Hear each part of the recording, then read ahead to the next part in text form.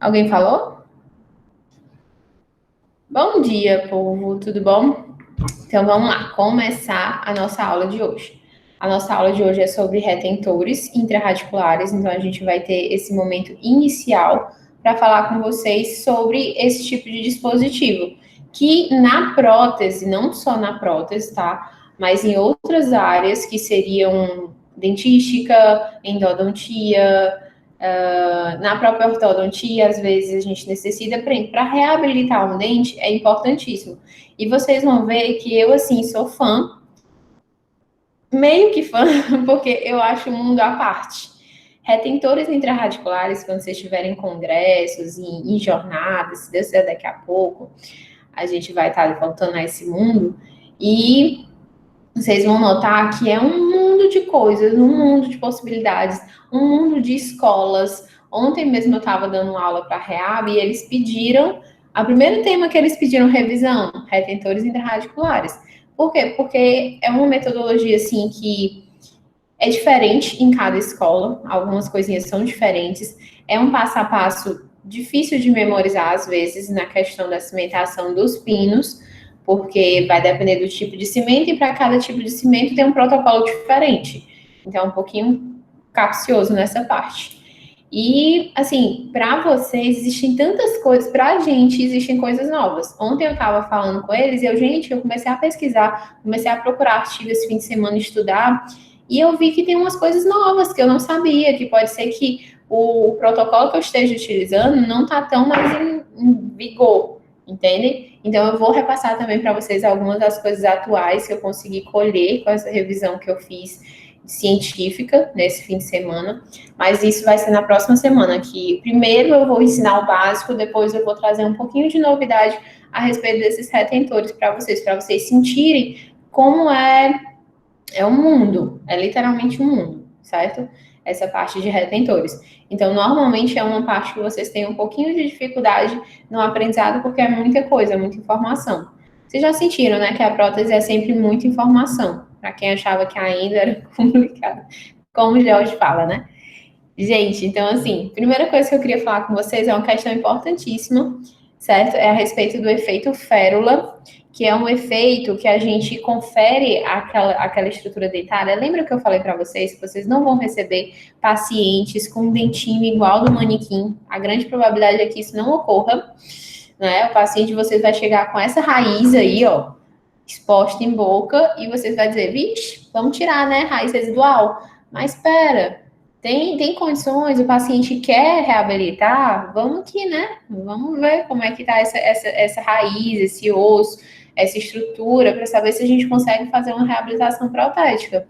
E a férula é um dispositivo importantíssimo. É o quê? É o que fica do dente exposto. Lembram do término, né, do preparo?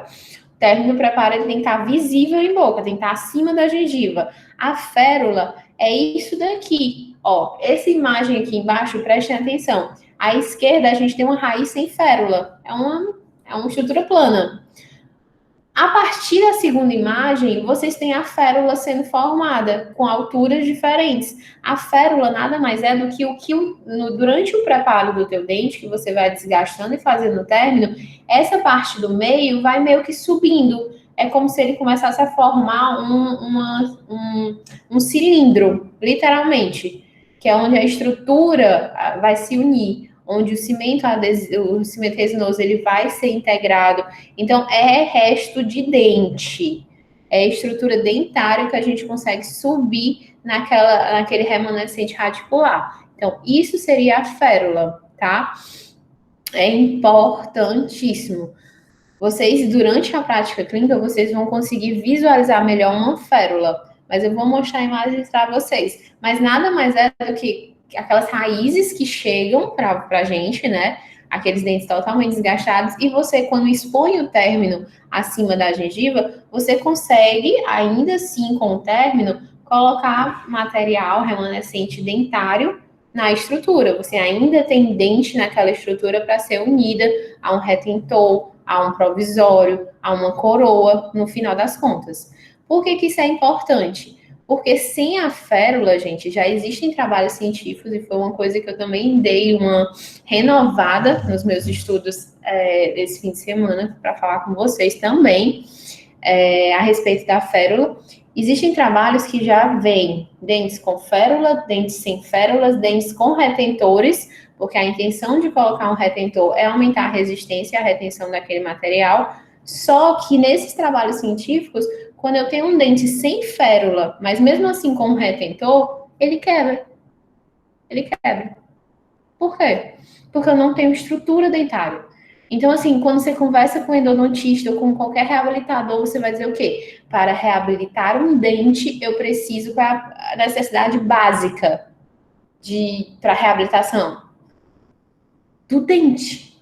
Eu preciso de estrutura dentária. Então, quanto mais dente eu tiver, melhor a minha reabilitação. Então, o efeito férula, esse efeito em que eu subo um remanescente dentário, onde o meu retentor vai ficar fixo, onde o meu provisório vai ficar fixo, onde a minha coroa futuramente vai ficar fixa, onde eu tenho estrutura dentária, é importantíssimo para a minha retenção e resistência, porque eu estou unindo a dente e não em resina composta. Tá? Então, sempre pensar no efeito férula, sempre pensar, porque às vezes vocês se deparam com raízes. Ai, professora, mas eu não tenho como fazer uma raiz assim, tem uma raiz que está quase dentro do osso, a raiz. Como é que eu faço? Aí a gente tem que pensar em algumas, né, manipulações da arcada, que seriam, por exemplo, a mente coroa clínica, para poder expor novamente término, ou até mesmo extrusão ortodôntica, onde a gente puxa aquela raiz para fora para expor resto de dentina, novamente, resto de dente, tá? Então, ela aumenta a retenção, a resistência, a longevidade do dente. É isso. Isso daqui é uma férula, gente. Essa imagem que eu tô passando para vocês. Olha, professora, é isso? É isso. É aquela raizinha, aquele caquinho de dente que vocês notam agora que ele está preparado, ele tem um preparo, um término na sua estrutura, mas mesmo assim no meio, vamos dizer assim, nessa estrangulamento que a gente faz na estrutura com o preparo, com o término, eu tenho remanescente coronário, eu tenho estrutura de dente. Imagina aí, ó, a minha prótese, o meu retentor, que é o meu pino, ele vai ser colado aonde? No dente. Quanto mais dente eu tiver, mais local de cimentação e união eu vou ter. Então, esse efeito férula é importantíssimo para a minha coroa, para a minha retenção da coroa, para a minha retenção de provisório e para a minha retenção dos próprios retentores, tá certo? Dos núcleos e pinos intrarradiculares. Quando ocorre, por exemplo, as fraturas em dente com férula, o padrão ele é sempre mais favorável, porque normalmente ele quebra acima da férula. Então, isso também é um dos fatores que ajudam a gente na distribuição dessas forças. Porque quando a gente coloca um retentor, gente, não é toda vida que dá certo, não é toda vida que a gente tem aquele tratamento com o prognóstico melhor possível. Às vezes, isso daí, com o tempo, ele vem fraturar. E essas fraturas, quando ocorre com o dente com férula, ela ocorre logo na região supra gengival. O que quando não tem férula, ele realmente fica difícil, porque às vezes fratura raiz, aí a gente não consegue mais restaurar, tá certo? Em alguns casos é necessário aumento de coroa, como eu falei para vocês, ou extrusão ortodôntica para uma férula adequada. Então, assim, às vezes a gente só tem aquele caquinho dentro do dente, você já tá escondido por gengiva, sabe? Aquelas raízes, vixe, raiz residual, vou embora, vou para isso. E às vezes o paciente quer reabilitar, você olha a radiografia, a inserção óssea tá ok, não tem lesão periodontal, tem lesão endodôntica, lógico, né? Porque um caso de raiz residual, se não tiver, é um caso a ser estudado, mas lesão que eu digo tem necrose pulpar, então tem que ser tratado. Tem uma condição boa de raiz, tem quantidade de raiz e osso adequado e a gente consegue reabilitar. Mas aí eu não vou ter a férula. Vamos tentar fazer existir essa férula sempre nos tratamentos de vocês. Então, ou a gente pensa no extrusão ortodôntica, colocar um mini implante e puxar essa raiz para fora, ou pensar no aumento de coroa. Como é que eu consigo pensar nisso? O aumento de coroa, vocês vão ver que eu vou falar bastante nessa questão do retentor. do tratamento com o auxílio do aumento de coroa. Porque às vezes vocês se deparam com situações assim que tem uma raiz e o aumento de coroa é necessário, só que aí o aumento de coroa vai fazer um desvio na estética, ele não vai ficar tão agradável no dente da frente. Se eu aumentar a coroa, ele vai ficar mais alto do que o outro, e aí não é plausível de ser feito. Então a gente pensa nessa questão da extrusão. E outras vezes, com o aumento de coroa, você não fica mais com proporção de raiz adequada dentro do osso. E aí eu vou falar calmamente para vocês, porque eu quero que isso fique impregnado na vida de vocês. Se eu não fico com a quantidade adequada de raiz dentro do meu osso, se a minha raiz dentro do meu osso é bem curtinha, não adianta pensar em coroa nesse dente. Eu não vou ter suporte, eu não vou ter estrutura para suportar aquela minha coroa. Então, isso daí, por mais que o dente esteja com tratamento ok, esteja bem, às vezes tem até estrutura para fora, mas eu não tenho raiz, inserção de raiz para dentro, eu vou ter que tirar esse dente, tá? Então, são coisas que a gente vai falar durante essa aula, mas só relembrando essa questão da férula, eu acredito que para vocês esse nome e essa visão de férula é novidade, mas a gente vai bater bastante. Eu vou mostrar alguns trabalhos científicos também a respeito da férula, da confecção da férula, tá bom? Em relação aos pinos pré-fabricados, certo? São vamos dizer assim, são tipos de pinos que a gente já tem no consultório, são tipos de retentores intrarradiculares, como o próprio nome diz, pré-fabricados, então eles já vêm prontos para vocês, tá certo? E eles podem ser metálicos ou não metálicos. Entre os não metálicos, que é o que a gente mais utiliza, tem os estéticos e os não estéticos. Entre os estéticos, qual é que mais utiliza, professora? O pino de fibra de vidro. Eu acho que alguns de vocês já devem ter ouvido falar, talvez alguns de vocês já tenham até utilizado o pino de fibra de vidro, porque também é muitas vezes um caso de instalação para uma própria restauração, não precisa propriamente de uma prótese, mas às vezes para criar retenção nas restaurações. E os não estéticos são chamados fibras de carbono. É a mesma coisa de um pino de fibra de vidro, que eu vou mostrar para vocês, só que ele é cinza, por causa do carbono, tá bom?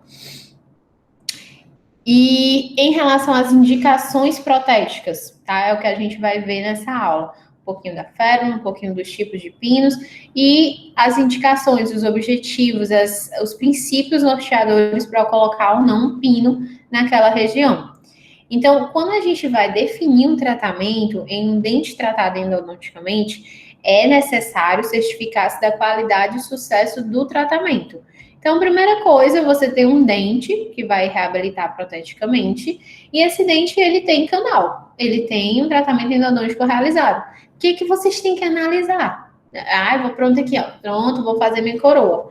Lindo, não vou precisar nem de radiografia. Aí você se depara com um negócio desse quando você bate radiografia. Olha esse aqui do meio, né? Esse molar maravilhoso. Ele está bem obturado? Podem responder também.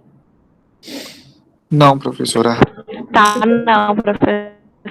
Não tá nada bem, né? A gente nota que tem 2 canais faltando ser obturados, que são os mesiais. Tem uma provável perfuração aí na região de Furca, né? Aparentemente. Tá incompleto o distal. Bem, não tá legal, né? Mas você se depara com um paciente que diz: ah, não, eu fiz meu tratamento endodôntico faz 3 meses e foi tudo de bom, eu paguei caro. Aí quando você bate uma radiografia, você se depara com isso. Aí o que você faz, né?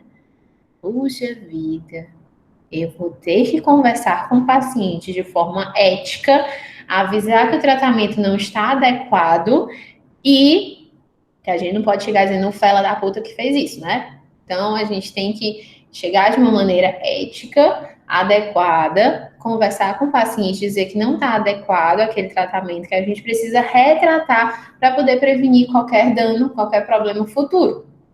Então, nesses casos, é importantíssimo, na hora que você vai fazer um planejamento de um dente tratado endodonticamente, que vai ser reabilitado com uma prótese, radiografia e análise. Vai saber se o paciente está com sintomatologia ainda, se ele sente alguma coisa naquele dente, há quanto tempo aquele dente tem um canal, para você fazer um levantamento, se tem lesão, se tem uma cicatriz de lesão, como é que está aquela condição, né? Vai também analisar, muitas vezes eles chegam com o dente quebrado, né, com exposição da gota-peste em boca. Aí a gente tem, né, na literatura que até 90 dias você consegue fazer um tratamento protético sem a necessidade de um retratamento. Eu já acho que isso aí é meio balela, porque eu acho que na hora que a gota-peste entra em contato com a boca, aquilo ali infiltra de um jeito ou de outro e contamina. Para mim, contamina. Eu que mexo com micro, eu sei que contamina. Mas existem esses trabalhos, existe esse protocolo teórico, então em até 90 dias a gente, sem problema nenhum, pode utilizar sem realizar o retratamento, tá bom? Mas se não, a gente vai ter que retratar o dente. Às vezes o paciente chega com 1 ano com o dente quebrado. Oi, não vai embora, certo? Vai embora que eu digo vai ter que ser retratado, tem que ser refeito o canal para descontaminar aquela região. Então, vocês têm que analisar se existe lesão, se a lesão está regredindo, quanto tempo tem essa lesão, se é cicatriz de lesão. Você só vai pensar em colocar um retentor ou uma coroa se o dente estiver ok, gente. Não vão pensar em fazer uma coroa fixa em um dente que está com um canal desse, né? Esse canal inicial aqui, esse canal desse molar que está aquém da raiz, né? À direita aqui da tela. Então, visualizem que o tratamento endodôntico ele é literalmente o norteador para o tratamento da prótese. Lembra que eu falei pério, endo e prótese é como se fosse uma tríade que vive unida para reabilitar o paciente na questão da fixa. Então, depois de você avaliar o tratamento endodôntico, seu paciente está ok, o tratamento endodôntico está ok, a gente vai analisar, por exemplo, nessas imagens, esses 2 molares que a gente tem nas imagens, a grande probabilidade é o quê? Eu tenho estrutura dentária? Não, né? Você olha assim, poxa, só tem resina. Resina ou amálgama que foi aqui que colocaram, só tem material restaurador. Né? Você vê logo aquela radiopacidade. E você tem o quê? Não tem uma estrutura dentária. Eu vou fazer minha férula, mas e aí? Como é que eu subo? Como é que eu crio estrutura para aquela coisa que a professora Bruna ensinou que eu tenho que ter, que é o preparo, para poder minha prótese ser recebida? Então, normalmente a gente faz em resina composta e associa quando a gente tem um desgaste tão grande da estrutura, como no caso desses molares, um retentor intrarradicular, para aumentar a retenção daquele material, para eu fazer com que aquela resina composta que eu vou subir durante o preparo, ela esteja interligada, unida, ela seja uma coisa única com uma estrutura radicular, porque aí o pino vai estar cimentado dentro da raiz, tá certo? E para isso, para aumentar a forma de retenção desses retentores, né, desses pinos, eu tenho que me ater nessas estruturas aqui, gente. Esses 5 princípios que a gente vai falar hoje, a gente vai destrinchar. Na próxima aula eu vou revisar com vocês, que eu preciso que vocês compreendam em relação à geometria do preparo, ao comprimento do pino, o diâmetro desse pino, a textura de superfície e o agente cimentante que a gente vai utilizar. Tudo isso vai estar interligado, fazendo com que eu consiga ter a minha retenção adicional. Porque o pino retentor, ele serve para reter a mais. Eu estou com falta de retenção, eu estou com falta de estrutura de preparo, eu vou criar um pino para que a gente possa, então, devolver isso àquele dente que vai ser reabilitado. Alguém falou alguma coisa no chat? Não, professora. Tudo ok? Tá bom. Então, vamos lá. Em relação à geometria do teu preparo, certo? A geometria do preparo, a gente vai ver que a gente tem pinos que vão ser cilíndricos, aí a gente vai lá no princípio da matemática com vocês, as formas geométricas. Cilíndricos, cônicos ou de dupla conicidade, que parece um losangozinho. O que a gente mais utiliza? Os pinos que são cilíndricos cônicos, tá? A gente tem, eles são um cilindro, porque ele tem uma estrutura circular, mas ele vai conicidade, tem uma conicidade até o ápice radicular, então ele já vem em relação a essa forma da raiz. A gente tem uma raiz que sempre na cervical ela é mais ampla, e aí ela vai estreitando, convergindo até o ápice radicular. A mesma coisa a gente tem na estrutura do pino. Só que a geometria do teu preparo vai interferir diretamente se aquele pino ele vai ficar retentivo ou não. Se aquele retentor ele vai ser bem utilizado. Essa imagem à esquerda, certo? Né? Vocês olham assim, vocês, meu Deus, estupraram dente, né? Vocês estão conseguindo enxergar, né? Porque, senhor, Sim, professor. né? Tem um negócio, um cratera, ao invés de um conduto. Então, nesse caso, imagine, e ainda é uma cratera circular. Então, assim, quando a gente tem algo circular, a gente tem algo que a gente consegue rotacionar. Nesse caso aqui dos prés, que eles têm uma anatomia meio que oval, né? A gente tem uma estrutura que evita rotação. Então, quando a gente vai realizar um preparo para a obtenção do pino, para a instalação do pino, a gente sempre pensa em não deixar ele tão circular, tá certo?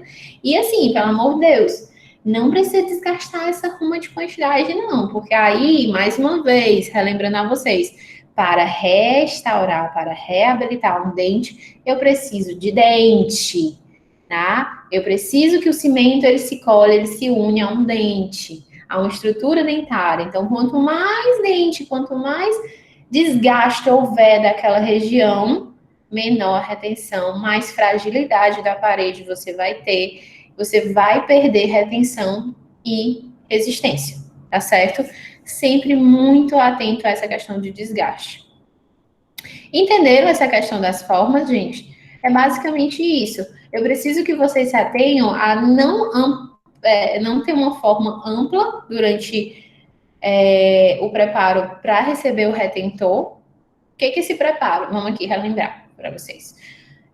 Quando eu falo de confecção de um preparo, de uma forma de retenção para o pino, eu estou falando o quê? O paciente chegou, ele fez tratamento endodôntico, tá ok, lembro, eu visualizei na radiografia, tá tudo ok, eu tenho uma quantidade de raiz ok, eu vou agora desobstruir, eu vou fazer o meu caminho para o meu pino, ele poder entrar. Então, nisso, eu vou ter que usar uma broca, como a gente vai ver, que é as gates, as brocas gates que vocês já utilizaram, e eu vou desfazer uma parte do que vocês fizeram. Nisso, quando vocês estiverem desfazendo, as paredes da gates, elas são cortantes. Evitem ficar fazendo movimentos de desgaste excessivo daquela estrutura, porque vocês vão perder material de retenção, que é o próprio dente. E vocês evitem fazer uma coisa muito circular, porque querendo ou não, o pino é um cilindro. Num ambiente circular, o cilindro roda. Às vezes ele pode rotacionar, certo? Então, cuidado. Se você deixar um pouco mais ovalado, né, no sentido mais oval, você evita que aquilo ali sofra rotações. Então, durante o preparo do remanescente, do conduto para receber o pino, só prestar atenção nessa questão da geometria. O comprimento do pino, isso daqui é questão de prova, isso daqui é questão de vida de vocês, porque para sempre vocês vão utilizar essa proporção, essa teoria de comprimento adequado do pino, certo? Então, uma coisa que eu quero que vocês fixem dessa aula eterna, que eu falo, gente, vocês não podem sair daqui sem saber pelo menos essa numeração.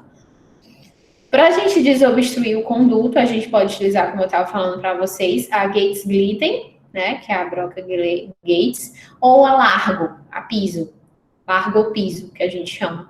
Protesista adora trabalhar com a largo. Eu, que também sou uma barra, um pezinho na endo, já sei que não é legal, tá? Eu não gosto. O protesista, ele não quer ter tanto trabalho, então vocês notem que a largo, a piso, ela é maior, né? A pontativa dela é mais comprida. Então, ela desgasta mais fácil. Só que ela tem a pontativa. A pontazinha dela perfura, a pontazinha dela desgasta. Então, a pontazinha dela, durante uma desobstrução, você tá lá com o conduto obturado, você vai vir desobstruir, tirar aquela gota pecha. Isso daqui pode fazer isso, desviar. Então, tem que ter muito cuidado com o uso da larga ou da piso. certo? Principalmente em profissionais que não têm tanta habilidade endodôntica. A Gates, vocês já sabem, é uma broca que tem estrutura cortante na lateral, mas a ponta dela é inativa. Então, ela tem essa prevenção, né? É uma medida cautelar, de cautela para desobstrução e preparo daquele conduto. Então, tá aqui algumas das numerações em relação a piso, né? A mesma coisa, a gente tem esses tracinhos na base da broca, onde vem 1, 2, 3, 4, 5, até mesmo 6, que confere esse diâmetro ativo, né, de desgaste. E as gates, que vocês também já tá aí, as gates eu sei que vocês estão cansados de conhecer, né? Que também é 1, 2, 3, 4, 5, 6, onde a gente tem diâmetros apontativas diferentes, tá certo? Ah, professora, qual é que eu vou usar? Mais uma vez, assim como na endodontia, vai depender do dente. Então, em um incisivo central, onde você tem um conduto mais alargado naturalmente, Deus fez assim, você vai utilizar provavelmente uma 5, um 4, uma 3, provavelmente para desobstruir, às vezes até mesmo uma 6, certo? Dependendo do conduto, evitando sempre desgaste desnecessário. Agora, em um molar, a gente às vezes usa 2, A1, A3 para alargar um pouquinho para receber o pino. Então, assim, porque às vezes não entra. E aí, gente, é se ater à forma do dente e ao diâmetro daquele conduto, tá certo? Então, isso vai variar. Eu digo 3 brocas porque às vezes a gente usa 3 brocas, é um cone, né? Então, vocês vão usar mais finazinha lá no ápice do conduto e aí vai aumentando o diâmetro em relação à embocadura. É a mesma coisa do tratamento endodôntico. Só que nesse caso, vocês vão desfazer aquilo que vocês já fizeram, tá? Para a felicidade de vocês. Em relação ao comprimento, então a gente tem as brocas que a gente utiliza e, assim, os estudos, eles demonstram que quanto mais longo for o pino, a retenção é melhor. Mas imagina, tá, eu tenho um pino bem longo, mas eu não respeitei a estrutura endodôntica. Eu tirei todo o tratamento endodôntico. É legal? Eu usei toda a raiz, Aura. Eu queria fazer um pino longo. A professora Bruna disse que o pino melhor é um pino que eu tenho um pino longo. Eu coloco e fico bem grande lá dentro da raiz, bem longo. Aí eu tirei tudo que eu fiz. Não pode, tá? Nunca. A gente sempre tem que ter um material que vede esse ápice apical, esse ápice radicular, que é justamente para evitar contaminação de dentro para fora, tá? Então, nem tão longo, nem tão curto, certo? O que é preconizado? É preconizado isso daqui que eu preciso que vocês entendam, saiam daqui dessa aula sabendo isso eternamente. Esses 2 textos, vocês já devem ter ouvido falar, algum aluno falando, vocês vão ver em várias provas de vocês na vida, até mesmo em concurso, essa questão da quantidade de desgaste. A gente tem que se basear em quê? Meu tratamento endodôntico, por exemplo, desse incisivo tá show. Show de bola, ele tem uma fraturazinha na restauração e ele vai ter que utilizar um pino intrarradicular. Nisso, eu vou ver quanto de gutta-percha eu tenho a partir da cervical do dente, tá? A partir de onde iniciou essa gutta-percha. Eu tenho lá na cervical, vocês sempre, né, colocam abaixo da linha de junção cimento e esmalte, a gutta-percha. Vocês vão calcular quanto é que foi que vocês colocaram de gutta-percha lá, né? O CRT, provavelmente, o comprimento de trabalho de vocês. Aí vocês vão calcular 2/3 dessa gutta-percha que existe na raiz. Então, o que é que vocês fazem? A radiografia, vocês vão pegar uma lima, vocês vão ver quanto de gutta-percha eu tenho, botar na régua, pronto. Aqui nesse dente eu tenho 21 milímetros porque eu fiz o cálculo para ficar bem fechadinho, gente. Mas vocês vão ver quantos milímetros você tem de gutta-percha, viu, na régua, na lima, né? Pronto, eu tenho 21 milímetros. Ok, se eu tenho 21 milímetros, eu vou calcular 2/3 desse material para eu poder remover. 2/3 de 21 equivale a 14 milímetros, tá? Regrinha, né? Corto 3 com 21, 7, 2 vezes 7, 14. Por favor, quem não souber fazer essa conta, depois no particular me chame que a gente dá uma estudadazinha na matemática. 2/3 de 21, 14. Então, vocês vão lá com a Gates, vão colocar o stopzinho, vão calcular na régua 14 milímetros e inserir dentro do conduto para remover aquela gota pecha que foi, né, que está sendo obturada, 14 milímetros. Aí é a etapa que muitos de vocês demoram. Por isso que às vezes vocês fazem portfólios, chegam lá na clínica 3, vocês fazem portfólio assim, preparo provisório, instalação do pino. Aí eu, oi, tudo bom? Como é que tá? Vocês vão fazer tudo isso em 3 horas, 4 horas? Peraí, não é assim não. O pino, para você desobstruir e instalar, vocês têm que medir, desobstruir, tem que isolar, tá? Isola o dente, desobstrui o dente, vai ter que radiografar. Às vezes tem gota pecha na parede do conduto ainda, tem que ir lá desgastar, radiografa de novo. Então, vocês mais do que eu sabem que esse protocolo de, às vezes, parar e radiografar, lá na faculdade tem fila, tem outras coisas que acomete o paciente que quer fazer xixi, isolamento deu errado. Então, muitas vezes, isso não é realizado, às vezes, numa sessão. Então, às vezes a gente se atém, olha, gente, vamos desobstruir, vamos focar em desobstruir, depois a gente cimenta o pino. Isso vai variar da técnica e da habilidade de cada um. Então, não fiquem ansiosos nessa parte. A desobstrução tem que ser feita corretamente. Então, a gente tem a desobstrução de 2/3 do material obturador. Lembrando que, às vezes, a gente não consegue tirar 2/3. Por quê, professora? Porque o dente vai ficar muito curto. Vai ficar muito curto o pinozinho. Eu tenho um dente curto, eu tenho um premolar com 12 milímetros. Se eu tirar 2/3 desse premolar, eu tenho que tirar eu tenho uns 11 milímetros, 10 milímetros de dente raiz. Eu tenho um dente curto. Eu vou ter que tirar uns 9 milímetros. Eu vou ficar com muito pouco de gutta percha, tá? E outras vezes, eu tenho um dente muito longo, eu consigo tirar mais de 2/3. Se eu tirar 2/3, ele vai ficar só no meio da raiz, praticamente. O que a gente preconiza? 2/3 é o número base para você fugi a palavra. É para você ter como base, realmente, para você se direcionar no estudo durante a desobstrução, 2/3.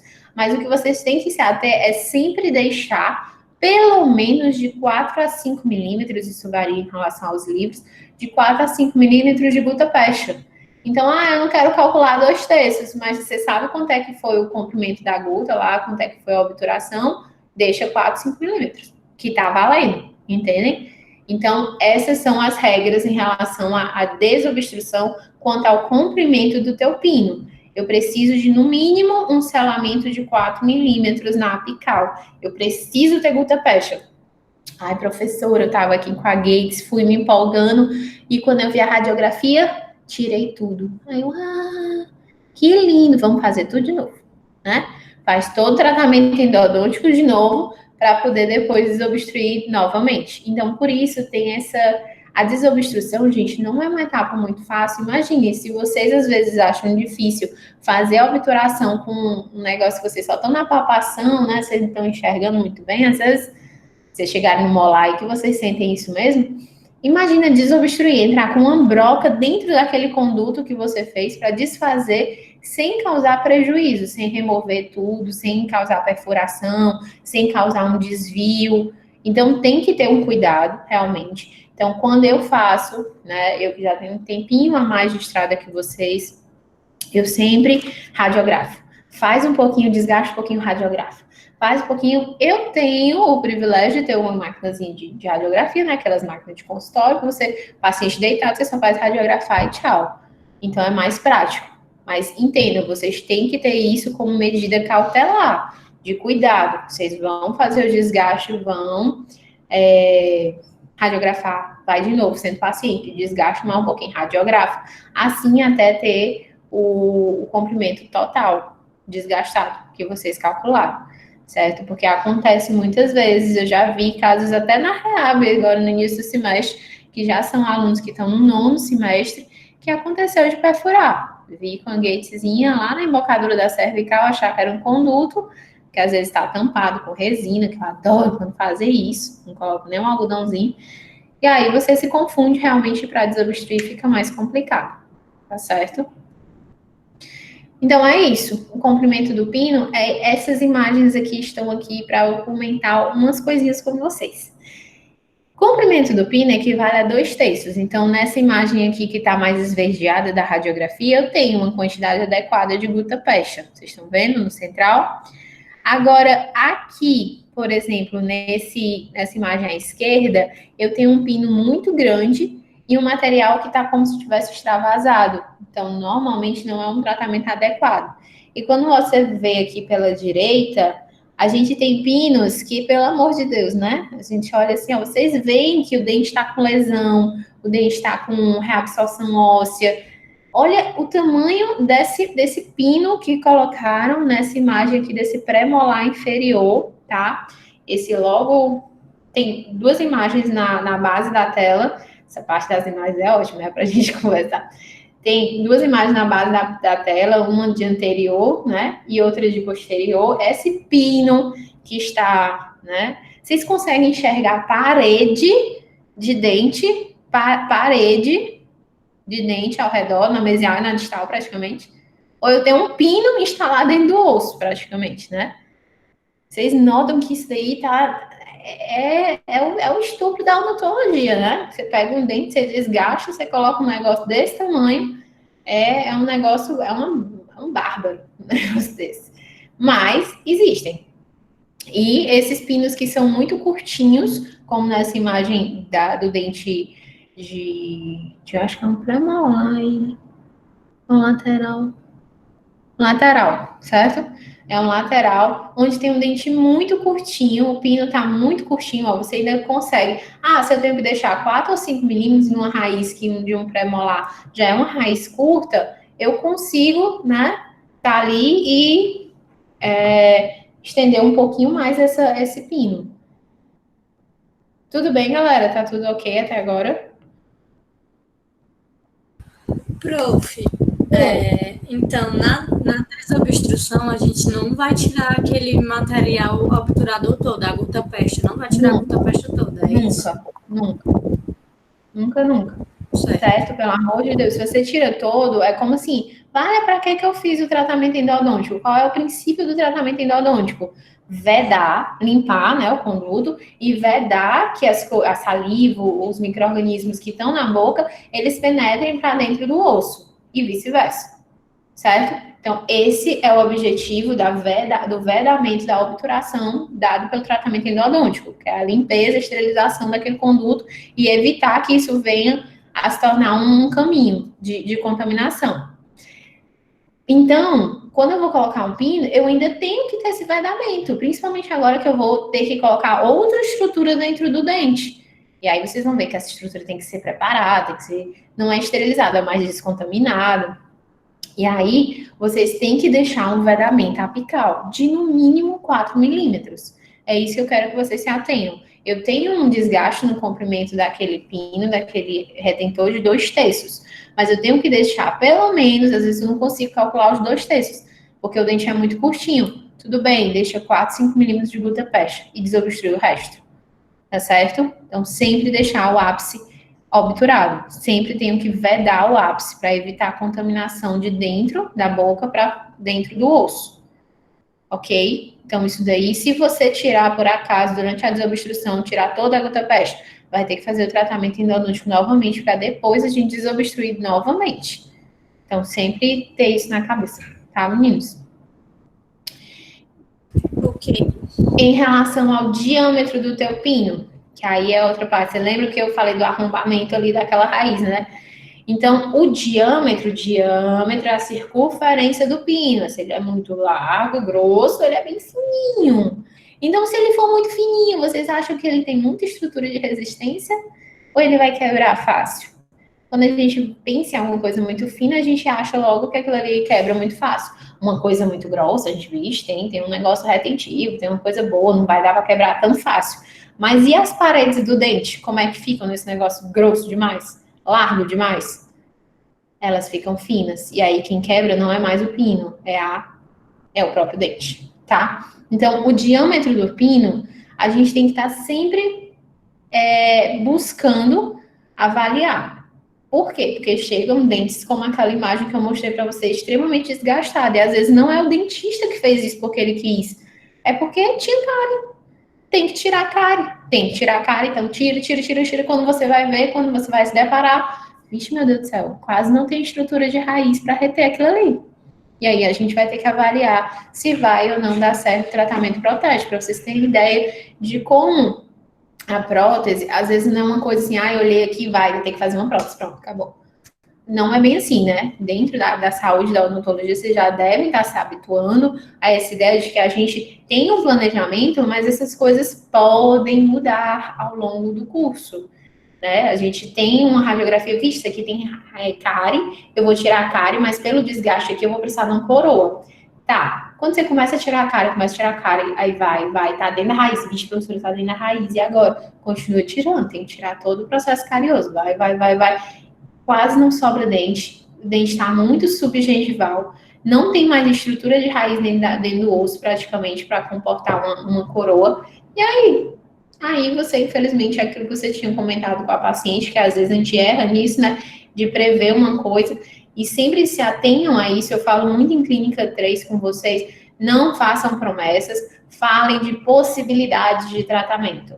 Então, olha, possivelmente esse teu dente é uma coroa, mas a gente vai analisar clinicamente. Depois que a gente remover a cárie, que a gente vai poder te dar certeza, né, de alguma coisa, de como é que a gente vai percorrer esse caminho para reabilitar, se vai ser através de coroa, se a gente vai precisar de outra coisa.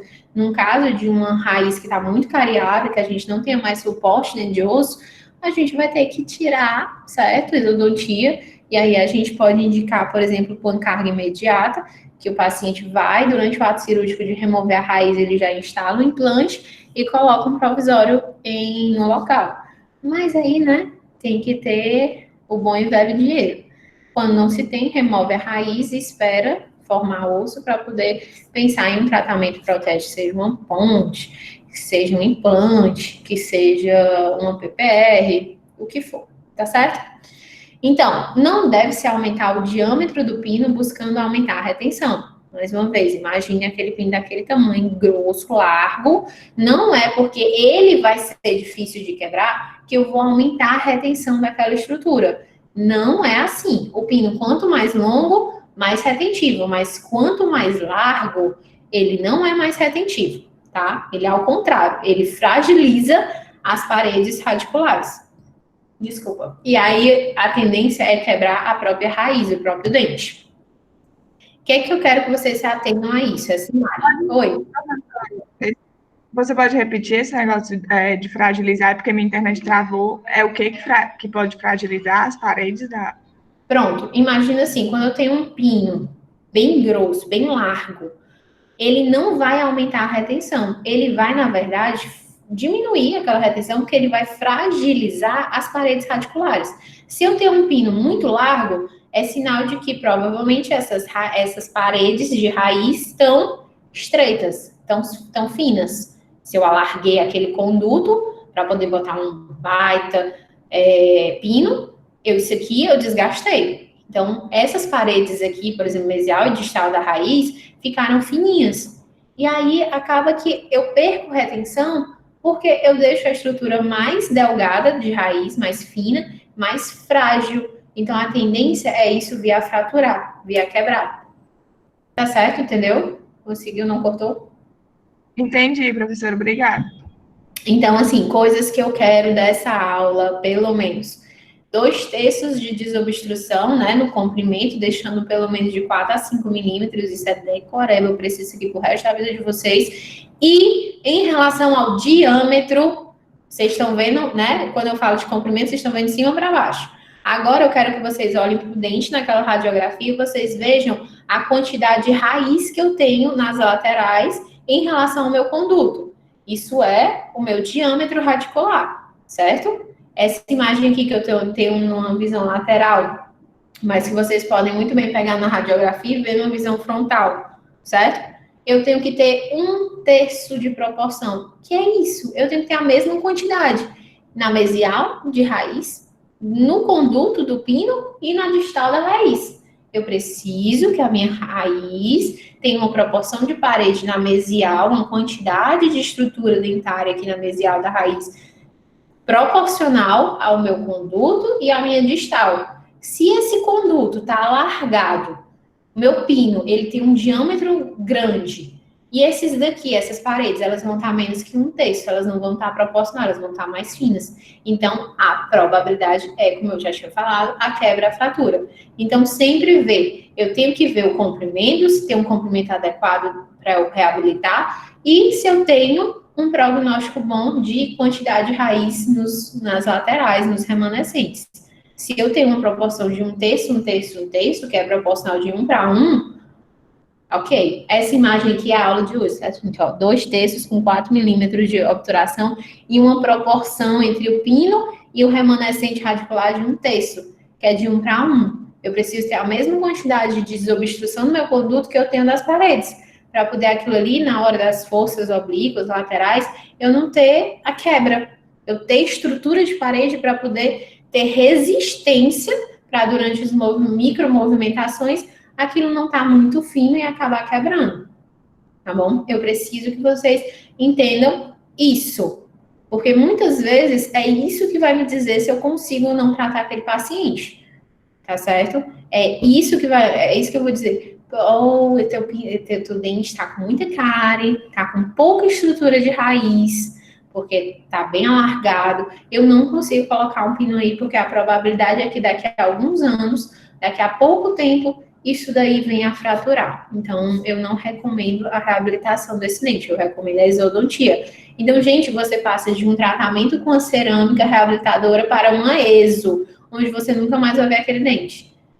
Então, isso vai ser o norteador. Esses princípios vão nortear se a reabilitação vai poder acontecer ou não. Então, eu preciso que vocês entendam esses dois princípios, do comprimento e do diâmetro do pino, tá bom? Tudo bem até aqui? Deu para entender o diâmetro, o comprimento? Por favor, se vocês conseguirem essas duas informações, eu vou nem mentir que eu estou satisfeita. Deu sim. Deu sim, professora. Deu? Então, ótimo.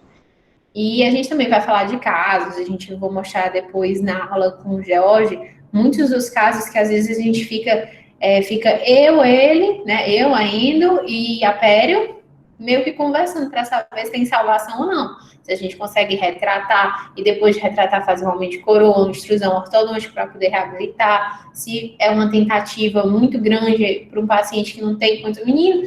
Assim, entendam que a prótese não é algo assim, né, pontual, é assim, assim, assado. Tem muitas vertentes, tem muitas possibilidades, realmente, tá? Às vezes a gente tem uma raiz bem curtinha, às vezes a gente vai fazer um aumento de coroa e essa raiz vai ficar curta dentro do osso. Se ficar curta, se ficar menor que uma proporção de 1:1, é uma coisa que eu queria que vocês entendessem, mas isso eu vou bater muito na tecla durante as próximas várias aulas, dessa questão da proporção. Se eu tenho uma quantidade de raiz e a coroa, ela é maior do que a quantidade de raiz dentro do dente, só que a coroa, ela é maior, mais alta do que a quantidade de raiz dentro do osso, vocês sabem visualmente que aquilo ali está fadado ao fracasso. Eu não vou ter estrutura que esteja dentro do osso para poder reter, para poder absorver as forças de maneira adequada, então aquilo ali provavelmente vai fraturar e quebrar. Não é um prognóstico legal. Agora, se eu tenho uma condição de raiz, ok, que está do mesmo tamanho da coroa, ainda a gente reabilita. O ideal é que a raiz, né, quando vocês olham a radiografia, vocês sabem disso, o ideal é que a raiz seja maior do que a coroa. Isso é a tua inserção, é como se fosse o teu pino natural que Deus te fez dentro do osso, ele tem que ser maior do que a coroa exposta em boca, para poder reter, para poder resistir às forças oclusais. Então, isso aí é um princípio também fundamental. Mas isso aí são cenas para os próximos capítulos. Em relação à textura de superfície do teu pino, que é outra coisa que a gente vai estudar e analisar. Uma coisa também que eu andei estudando muito esses últimos dias, né? Eu acho que eu estou começando a me voltar muito para as pesquisas nesse lado. Em relação aos retentores intrarradiculares, que a gente tem, como qualquer coisa na odontologia, quando a gente vai aderir, adicionar a estrutura do dente, a gente tem que ter um preparo de superfície. Lembra? O próprio dente a gente faz um preparo de superfície. Depois que a gente faz uma cavidade para receber uma resina e tudo mais, a gente tem que tirar a esmieleia, que é aquela camada que está tampando, né, os tags, os orifícios, os túbulos dentinários. Às vezes foge a palavra, gente, desculpa. E aí, vocês têm, através daqueles tags, né, aqueles orifícios, um aumento da superfície. É um tipo de tratamento. E como é que a gente tira a esmieleia? Passando ácido, né? A gente faz esse tratamento de superfície em todo o material que a gente vai unir. A gente aumenta a retenção tratando a superfície. Como é esse tratamento, gente? Aumentando a superfície de contato. Lembram naquelas aulas de biologia que vocês têm do intestino delgado? A gente não tem, olha a conotação que a professora vai inventar, né? No intestino delgado, a gente tem as vilosidades e as microvilosidades. Para que servem as microvilosidades? Para aumentar a superfície de absorção do intestino delgado, que está responsável pela absorção dos nutrientes, tá certo? Bruna também é fisiologia, tá? Não sou professora, mas eu adoro. E a gente tem no próprio dente, no núcleo, nos pinos, a gente tem esse tratamento, que é como se a gente tivesse vários grânulos na superfície, normalmente, para poder aumentar essa região, essa superfície de contato entre as estruturas e aumentar a adesão. É como se eu estivesse criando sempre vilosidades, micro-retenções na estrutura para aumentar realmente aquela união, aquela força de adesão. Deu para entender, mais ou menos? Vão me dando feedback. Deu sim, professora. Deu? Acho que entende tudo. Vou ver as questões, acho. A gente tem estruturas que são metais e estruturas que são fibras, nesses tipos de pinos, tipos de retentores. O que eu andei estudando, tá, gente? O que a gente faz normalmente para aumentar a superfície? Vocês vão ver que eu vou fazer um protocolo com vocês de cimentação, coisas que eu nem fazia nas outras aulas, dos outros semestres, mas eu quero fazer com vocês esses protocolos, porque vocês não vão ver ainda em laboratório. A gente normalmente passa um álcool e às vezes um ácido na superfície desses pinos, para aumentar essa superfície de retenção. O que eu andei vendo nos novos trabalhos? Eu vou mostrar esse trabalho científico para vocês na próxima aula, já para atiçar a curiosidade. Então, o protocolo que a gente usa na faculdade ainda é álcool. A gente usa o álcool para poder melhorar essa superfície e depois a gente coloca o silano, que vocês vão aprender que é um agente de união entre as superfícies. E, às vezes, o ácido, dependendo do cimento. Por isso que é capcioso, sabe? Só que eu tô vendo que o pessoal tá usando peróxido de hidrogênio para fazer o tratamento de superfície, certo? Peróxido de hidrogênio, que é nada mais do que a água oxigenada que vocês usam para clareamento, vocês vão utilizar, né, para clareamento, que é o peróxido de hidrogênio a 24%, que é manipulado, ou a 35%, que é o que vocês utilizam corriqueiramente para o clareamento de consultório, não é o caseiro, é de consultório. E essa substância, gente, ela consegue dar uma textura melhor aqueles pinos de fibra de vidro. Por exemplo, essas pesquisas são os pinos de fibra de vidro que eu vou mostrar para vocês, que são esses mais à direita aqui, que são os transparentezinhos, quase transparente, né? Tem uma opacidade. E outra coisa que fazem, que o professor Cláudio adora bastante colocar isso, né, na prática clínica de vocês, e eu também gosto bastante, eu também tenho um motorzinho desse no consultório, é o óxido de alumínio. Então, os pré-fabricados, eles já vêm com uma certa retenção já incrustada neles. Os núcleos já vêm isso, os pinos, os núcleos. Mas para a gente adicionar, normalmente no consultório a gente pode jatear um óxido de alumínio nesse pino, aumentando a resistência, a superfície de contato e assim a estrutura de adesão, a superfície de adesão daqueles retentores. Os núcleos fundidos, que são essa estrutura feia que vocês estão vendo aqui meio que em dourado, eles normalmente são prateados, tá? Porque a foto ela é meio estranha. Mas esses núcleos são que a gente molda em boca, manda para o laboratório e ele já vem pronto do laboratório. Então, ele já vem jateado, ele já vem com o jateamento pronto. Enquanto os outros a gente pode jatear em consultório, aumentando realmente essa retenção. Então, o jateamento ele é feito, né, nos pinos tanto metálicos quanto não metálicos. Pode ser muito e é muito interessante para aumentar a superfície desses retentores, porque promovem um maior imbricamento, uma maior união com o agente cimentante. Pensem sempre, eu estou unindo várias superfícies. Eu estou unindo a superfície do meu pino, a superfície do meu cimento resinoso, né, porque é o que vai se unir, e depois eu vou unir esse com a estrutura dentária. E depois isso tudo, lá em cima da minha coroa, eu vou unir com a resina composta. Né? Professora, Oi. então significa que o pino não tem ligação química com o agente cimentante, essa ligação é só mecânica. Tem ação química porque a gente joga o silano. A gente tem esse imbricamento mecânico que a gente quer aumentar, né, a retenção, a superfície de contato. Existe o chamado silano, que é um agente de união. É como se fosse uma cola em relação a esses materiais que não têm adesão, certo? Porque o pino, a cerâmica, ela não tem adesão com o cimento resinoso. A gente precisa do silano, a gente coloca sobre a estrutura de alguns tipos de porcelana e sobre a estrutura dos pinos para poder unir isso ao cimento resinoso. E aí, do cimento resinoso, ele vai se unir ao dente. Só que aí o cimento resinoso, Átila, é o que vocês às vezes dá tilt. E aí a gente vai conversar melhor na próxima aula. Ele pode ser autocondicionante e autoadesivo, ou ele pode ser convencional, nem autocondicionante nem autoadesivo. O autocondicionante e o autoadesivo, ele já vem dentro do cimento, é como se ele já viesse o ácido e o adesivo pronto. Então, você só aplica isso. Nesse daqui, no convencional, você tem que aplicar ácido e adesivo. Então, além do silano, nesse caso desse cimento, você tem que aplicar o adesivo também para poder se unir ao cimento. Entende? São um pouquinho de passos que, com calma, a gente vai destrinchando. Mas deu para responder a tua pergunta? O pino em si, ele não tem adesão química à estrutura do cimento. A gente utiliza um agente de união, que aí sim ele vai ter essa adesividade, que é o silano. Entendeu, professora? Obrigado. De nada.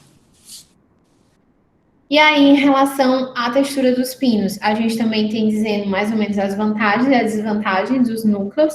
Os núcleos que são lisos e paralelos são bastante retentivos, porém de difícil cimentação, certo? Então, eles podem ser retentivos por serem lisos e paralelos, mas eles não têm tanta cimentação, tanta união, porque eles não têm tratamento de superfície. Os núcleos lisos, de forma cônica, já não é mais paralelo, porque quanto maior o paralelismo, maior a retenção. Só que nesses casos, nos núcleos que são lisos e são cônicos, eles distribuem melhor o cimento, mas eles diminuem a retenção. E os pinos que são rosqueados, eu não gosto muito deles, tá? São os mais retentivos, porém de difícil execução clínica, né? Podem levar justamente a fraturas durante o torque. Torque é aquele momento que você acocha, que você deixa ele de um modo que não consegue mais tirar. Então, quando você dá o torque final, você pode vir a fraturar a estrutura. Eu só usei pino rosqueável uma vez lá na UFC, porque era o que tinha, eu acho. E eu acho que antigamente se usava mais, né, na minha época. Hoje em dia, com os pinos pré-fabricados de fibra de vidro e os próprios núcleos, a gente evita esses pinos rosqueáveis. Eu, pelo menos, na prática de vocês, na prática clínica da Unicrist no meu consultório, não utilizo, tá bom? E aí a gente vai falar um pouquinho sobre os agentes cimentantes. Isso eu vou falar bem rápido, bem por cima, porque aí eu vou destrinchar melhor durante o passo a passo, tanto da confecção do núcleo, quanto da cimentação, e tanto da confecção dos pinos, quanto da cimentação deles. Tá certo, gente? Então, em relação aos agentes cimentantes, a gente tem que ter, né, agentes com boa compatibilidade, ser biocompatíveis, sempre, tá? Tudo que a gente colocar em boca, a gente tem que ter realmente a compatibilidade com a estrutura dentária, com a estrutura bucal, tem que ter uma resistência adequada e uma adesão fenomenal, né? porque é o que vai unir a estrutura do teu retentor com a estrutura do teu dente. É através do agente cimentante, a cola de união. Entre os que a gente tem na prática clínica de vocês, que vocês vão mais conhecer, esses são alguns, mas eu vou trazer outros também durante o decorrer do passo a passo clínico. A gente tem o fosfato de zinco, que esse é aquele cimento do coração, vamos dizer assim. Não é o que eu mais gosto de trabalhar, porque ele não é um estético. E hoje em dia a gente se volta muito para a questão estética também, né? Mas o fosfato de zinco foi um dos primeiros cimentos a serem utilizados na odontologia com essa função de união, tá? Ele é um cimento fenomenal, porque até hoje ele é utilizado, ele não deixou de ser utilizado, ele já faz muito tempo que ele é aplicado. E é um cimento que custa R$60. E dura, assim, durante meses, até anos, tá? Dependendo da demanda do teu consultório. Porque você tem essa espátulazinha, né, que parece um ionômero de vidro. Você tem um pó e um líquido. O cimento de fosfato de zinco é esse mais à esquerda, azulzinho. A gente tem um pó e um líquido que a gente mistura numa proporção e ele, o bom dele é que ele te dá uma pesca. Na própria espátula ele tem o tamanho da colher para a quantidade de gotas. Então, em um lado você tem uma colherzinha que é para 3 gotas e outro uma colher para 4 gotas. E aí você vai ter um método de manipulação desse cimento que é diferente. A gente vai ver, é um método que a gente manipula de 1 a 18 avos. É meio estranho, mas é só ir dividindo as partes e misturando. Eu vou mostrar para vocês no vídeo. Mas isso é mais na aula de cimentação. Vocês vão ter uma aula de clínica 3, aí é a divisão, né, da prótese fixa, que começa aqui e termina lá. E a última aula é sobre cimentação, então vocês vão falar mais uma vez sobre cimentos provisórios, vão relembrar cimentos definitivos, como a gente vai comentar nessa aula de retentores, e na própria aula de coroa, e vão ver características, propriedades, passo a passo, uso, marcas, bem destrinchada, tá certo? Outro tipo de cimento seria o cimento à base de um número de vidro, né, o cimentante, que é o vidrofio. Outro seria o Ketak, que é o óxido de zinco eugenol, mas também é um cimento. E o meu preferido, assim, o meu xodó, né, seriam cimentos resinosos. É o meu xodó, eu acho que de muitos dentistas ultimamente, mas são os mais caros. Enquanto que eu falei para vocês que o fosfato de zinco é 60, 80 reais, né? O resinoso, ele começa por R$200 e vai até 1.400, 1.600 se você comprar a cartela com várias cores. Quando você quer reabilitar, como eu tinha falado com vocês, né, facetas, laminados, lente de contato, e a gente mimetiza a cor do dente através deles. Mas eles são, assim, ó, vocês notam que o Relax é essa bisnagazinha amarela. Vocês notam que em cima dele, ó, tem A2, A2, A2, A2, A2, A2, que é a cor. Então, esses cimentos, eles possuem coloração. Então, a gente consegue trabalhar também com isso. Professora, quando é que eu uso cada um? Fosfato de zinco, em relação aos retentores, eu vou usar o fosfato de zinco em retentor não estético, tá? O meu fosfato de zinco, gente, ele é um cimento que tem a cor da parede. Ele é branco que nem a parede de vocês. Opaco, assim, branco. Sabe aquela coisa bem IRM? É aquilo. Para quem nunca viu, um cimento de fosfato de zinco. A cor não é favorável a uma estrutura estética, uma reabilitação estética. Mas se eu tenho um retentor de metal, o que me importa a cor do meu cimento? Nada, certo? Então, quando o meu retentor é de metal, eu posso utilizar o fosfato de zinco sem problemas. E aí, nesse caso, eu não preciso de nenhum tratamento. O fosfato de zinco, ele age por presa mecânica, imbricamento mecânico. Então, nesse caso aí, eu não tenho esses tratamentos, só o aumento de superfície dado pelo jateamento, né, que a gente sempre quer. E o Relax, que seria os cimentos resinosos em si, a gente utiliza muito em pacientes com cunho estético. Por exemplo, eu tenho um pino de fibra de vidro. Vocês vão ver que o pino de fibra de vidro, quando vocês pegarem, vocês sentirem, é um negócio meio transparente. E aí, vocês lembrando que os cimentos resinosos, assim como a resina, precisam ser fotopolimerizáveis. Eu não vou fotopolimerizar alguma coisa com núcleo metálico, um pino metálico. Eu não vou conseguir passar a luz da embocadura do conduto até o ápice, muitas vezes. Então, o ideal é quando a gente tem um pino de fibra de vidro ou algo do tipo, que a gente consegue ter a passagem da luz, né, pela superfície. E aí a gente garante a fotopolimerização correta.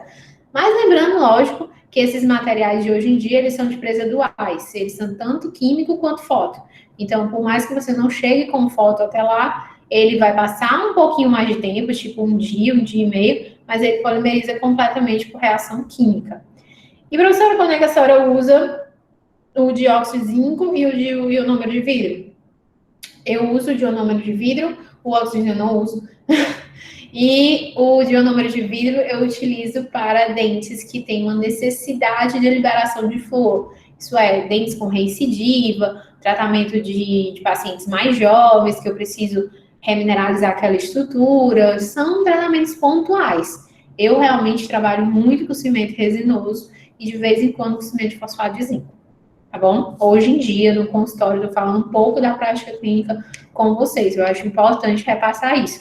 Lógico que cada professor, durante a vivência que vocês vão ter, vão repassar experiências, que eu acho assim que é um dos métodos de educação mais legais, né? De passar experiências, passar coisas referentes ao que a gente utiliza no dia a dia, que a gente tem certas preferências.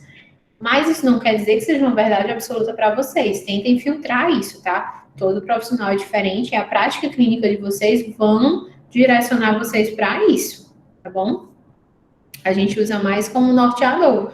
E eu gosto de falar de marcas, eu gosto de ficar na clínica, eu pego os portfólios de vocês e eu digo, ó, bote o tipo de cimento que você vai usar. É o cimento resinoso All 100, é o cimento resinoso Relax 200, porque cada um deles modifica o tipo de protocolo. E em cada um deles vocês vão meio que fixando, porque é uma coisa que eu me senti muito perdida, gente, sair da faculdade e ter que me deparar com uma loja de produtos odontológicos em que eu alugava um consultório e eu tinha que levar meu material. Ou eu lembro muito bem da cena, eu pedindo um adesivo e ele, qual é o adesivo? É o laranja. Porque eu não sabia o nome do adesivo. Então, essa cena ficou marcada na minha cabeça, essa falta de preparo que eu não culpo, né, a minha faculdade, mas talvez a mim mesma também em parte. E eu gosto de forçar em vocês isso. Nome comercial das coisas. Tá certo? Então, em relação aos agentes cimentantes, a gente tem muitas vezes a necessidade em relação ao tipo de retentor que você vai usar. Como eu falei, se eu tenho um retentor de metal, eu normalmente posso utilizar um material que não é tão estético. É mais barato, eu consigo baratear o tratamento daquele paciente, certo? Agora, se eu tenho um tratamento.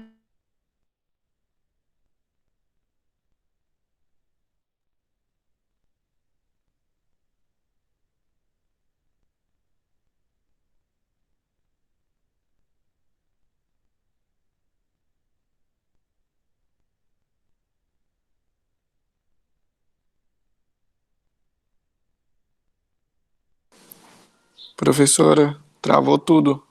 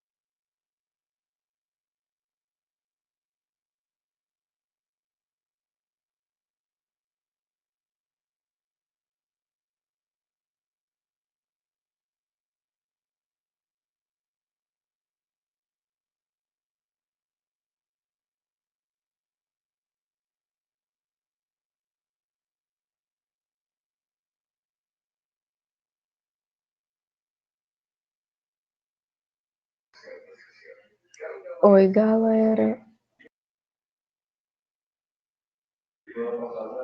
Quem é que tá falando? Sou eu. Catita. A Lara. Ai, Eu sei que ela tava frescando. Quase morri de susto. Gente, eu achei estranho que eu tava assim, cochilando com a acústica Tá de da 43. do nada Mulher, aconteceu. que susto, eles não acordaram. Tá gravando, viu? A aula, você. Não é mesmo gravando nossa conversa.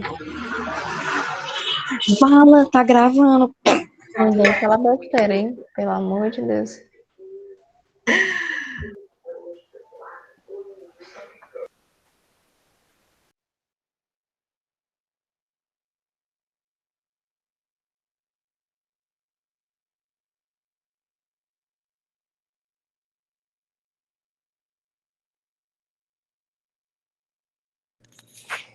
Eu acho que depois ela deve gravar outra aula, que essa daqui vai ficar muito grande. Não dá nem pra baixar isso aí, dá? Ou ela vai cortar, né? Tipo, editar. Gente, eu tenho só uma dúvida. Se ela sumiu agora, como é que a gente faz a prova? Se ela tem que mandar o link? Pois é. A Sabe? gente faz Não, sozinho. tá faltando 20 minutos, mas aí a gente não se prejudica, Ai, não. porque, Como é né? que não dá pra fazer sozinho? Porque ela tem que mandar a senha, né? Ela vai mandar a senha. Verdade. Ela tem que mandar link, ela tem que mandar a senha, ela vai ter que ficar aqui com a gente no Meet ainda. Então a gente Oh pode my deixar. God. Menino, o que será que foi que aconteceu, viu? Alguém tentou ligar pra ela? Já tô ficando é Ligou já várias vezes, mas não atendeu. Será que aconteceu alguma coisa com o Bento? Vamos ligar a E ela câmera só pra gente saiu ficar com famoso no livro.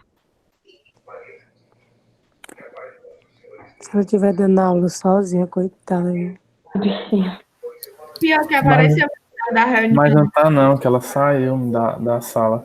Pois é, ela não tá conversando, não. Ó, o Matheus.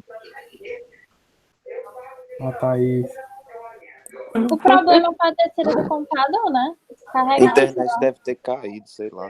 É só o vírus, menino. É o vírus. Entrou Nossa, dentro que da tá live. sendo gravada, né, a aula? Aí sim. Mas ela vai cortar isso aí.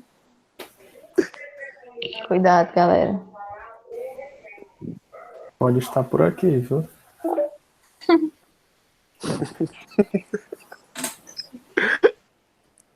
Gente, que negócio estranho. Pode ter acontecido alguma coisa e ela só saiu correndo. Você já pensou pior, deve ter caído. Mulher, se ela tivesse saído correndo, ela não teria desligado. Não teria travado acho tudo. bem provável que ela esteja dando aula sozinha. Eu também acho que essa possibilidade existe, Laura. Porque Eu tipo, acho ela que não não, consegue ver a porque tela, o- entendeu? Exatamente. Ih, é A verdade. tela dela estava toda cheia. Ah, Então pô, a gente. mas ela saiu da sala. Ela saiu ela da saiu reunião aqui. Não, mas entendeu? Ela não, tipo, não tem como ela ver que ela saiu, porque a tela do Meeting não aparece. Quando a pessoa está dando aula, fazendo a apresentação, ela só vê a do slide.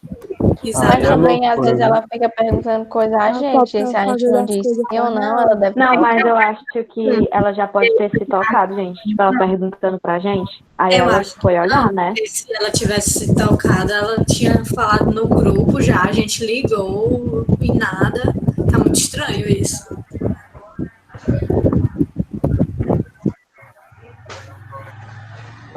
Mas ela não tá nem recebendo mensagem no WhatsApp.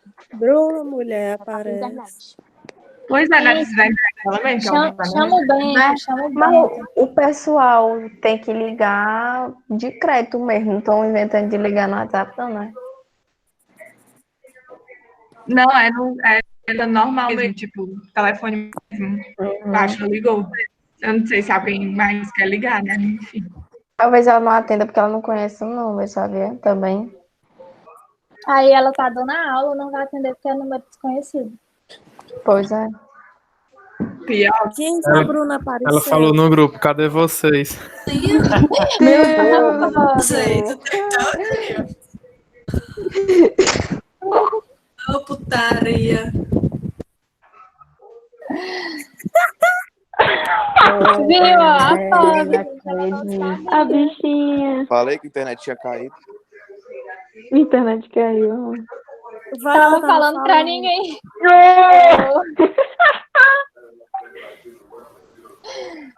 Eu disse, meu povo, que esse Meet é todo doido. Ele não presta pra nada, pra nada. É horrível. Gente, esse aplicativo come bateria demais. E quem é um anfitrião agora verdade. para poder permitir que ela entre? Ou não tem isso aqui? Pera, acho que não, ela tem Eu o acho que link, né? tem. Mas seria. Ela deixa o povo entrar, ela deixa Deixa eu ver. participar. Só que eu não, Não, sei mas quem eu é, acho que essa aqui tava de boa, porque eu nem tava pedindo permissão. Vê se ela consegue ir, então.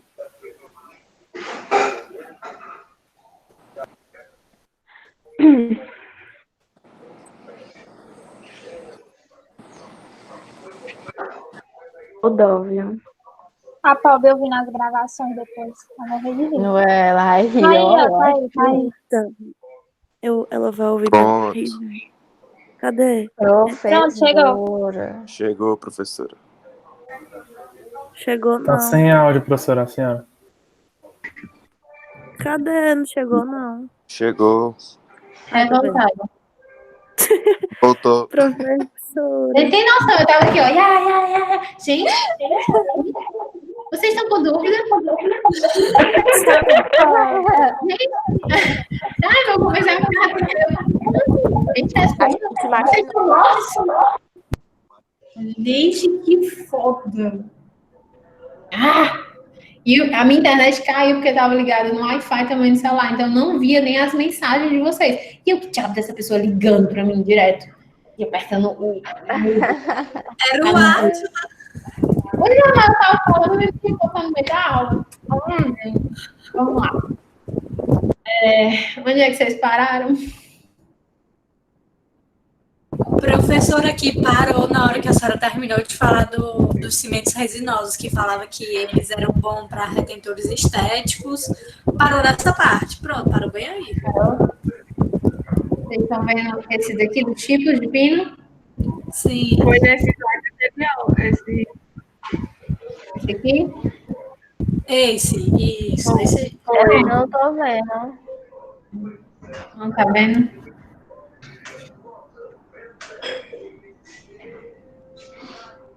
Tá vendo agora? Não. Eu tô vendo aqui nesse. Tá. Pra mim tá aparecendo também. Vou ver se na janela, porque às vezes tá numa outra janela. Ai, tô tensa agora. Ai, que ódio. Gente, eu vou então, depois eu vou gravar essa aula isolado, sem ser na aula, tá? E vou passar pra vocês, porque eu acho que nem vocês vão querer assistir assim, né? Meio quebrada. Tá certo? Pronto, deu certo, agora dá pra ver. Deu? Pronto. Gente, então assim, eu tava falando só da questão dos cimentos, né? Dos cimentos resinosos e tudo mais, que são mais voltados para o estético, para a área estética. Eu vou passar um pouco rápido, porque a nossa prova começa às 11 horas, galera. E aí eu vou só passar por cima, mas na próxima eu vou revisar com vocês, tá bom? Na verdade, eu vou parar aqui. É melhor, porque senão vai embananar a cabeça de vocês. Pois é, prof, eu ia até dizer, é melhor. Vocês não vão depois. Eu ia ter que revisar do mesmo jeito, então eu só ia falar do tipo de pinos, né? Que a gente tem os núcleos, os pré-fabricados, e vai depender do remanescente. Depois vou passar um pouquinho sobre como é que faz um provisório retido a pino. Pronto. Ia ser isso, ia ser até aí a aula. Mas como é 11 horas a prova de vocês, eu vou botar o link aqui, de onde vocês têm que acessar, e todo mundo coloca o login, que é o CPF, vou ler aqui esse slide com vocês, peço desculpas, realmente deve ter sido, eu estou usando até a internet do celular para estar aqui com vocês agora, porque eu nem quis botar no Wi-Fi, porque deve ter dado algum problema na rede. Eu sei que aqueles trovões no bloco B, estourou tudo. Há 2 dias, o elevador estava sem funcionar, então não sei se foi isso. Mas... Sem problemas, prof. A gente achava que tinha acontecido alguma coisa, porque a gente estava aqui esperando, a senhora não aparecia, a gente achava que tinha acontecido alguma coisa, mas graças a Deus não foi nada. A gente foi preocupada. Eu estava aqui empolgadíssima, falando dos núcleos, dos pinos. Menina, a maior empolgação, falando de todos os meus pacientes, mas tudo bem. A gente depois. Eu já ia ligar para o 190. Faça isso não, porque já teve professor que apareceu. Eu tô de boa, tô bem, certo? Foi só realmente uma queda de energia, eu me empolgando, nem vi o WhatsApp, porque eu olhei o WhatsApp, tem uma hora que vocês estavam tão quietos, eu vou olhar para ver se tá todo mundo vivo. E tava na mensagem, a última, que era da Lele pedindo para comer o pão. Ah, tá. Eu vim, né? Mas tudo bem. Então, vamos começar agora a questão, tá? Então, na próxima semana, a gente revisa um pouco daqueles princípios que a gente falou, comentou, do diâmetro, do comprimento, da largura dos pinos, da textura de superfície e dos agentes de cimentação, e depois a gente começa falando dos tipos de retentores, né, dos metálicos, dos pré-fabricados, e o passo a passo de confecção de cada um deles, tá certo? Se vocês tiverem alguma dúvida até o agente cimentante, que são aqueles princípios básicos, agora vocês podem responder. Não, prof. Não, tava super tranquilo, professor. Pronto. Então, assim, ó, orientações do teste. Tá todo mundo vendo? Sim. Eu vou liberar o link agora para vocês, tá? E a senha do ambiente que vai ser fornecido o teste. Ao entrar no ambiente de prova, que é tipo a plataforma Moodle, você vai digitar o CPF, seu CPF é o login, tá? E a senha vai ser aquela senha que eu vou te dar aqui.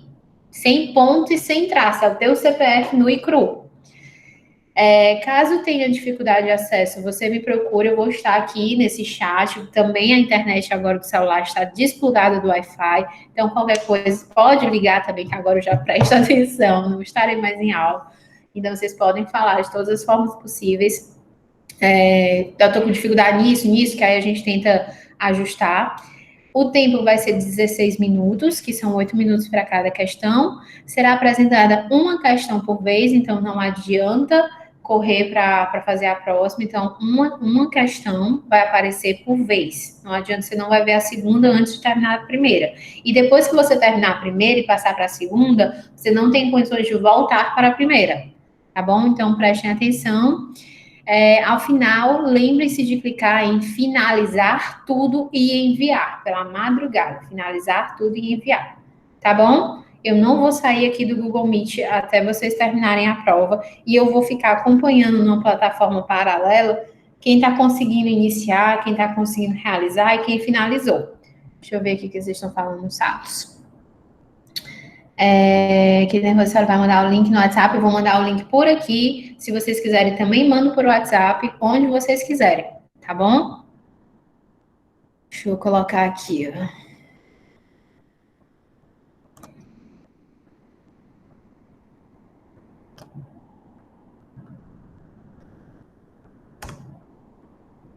Link da prova instalado aqui, tá certo? Tá todo mundo aqui, né? Sim. Todo mundo na sala. E, aí vocês vão acessar o link, todo mundo já pode começar a acessar o link, colocar o seu login, que é o CPF, o seu CPF sem ponto, sem traço, tudo unido, e a senha da prova, galera. Que é a senha do seu login para você entrar. Não se trema, vai dar tudo certo. É bem tranquilo. As questões estão trocadas, os itens estão trocados, então não vão atrás de tentar, né? Pescar. Vão fazer a sua, ok? Qualquer coisa eu tô por aqui no WhatsApp. Podem ir falando, tá bom? Vou acompanhar vocês aqui.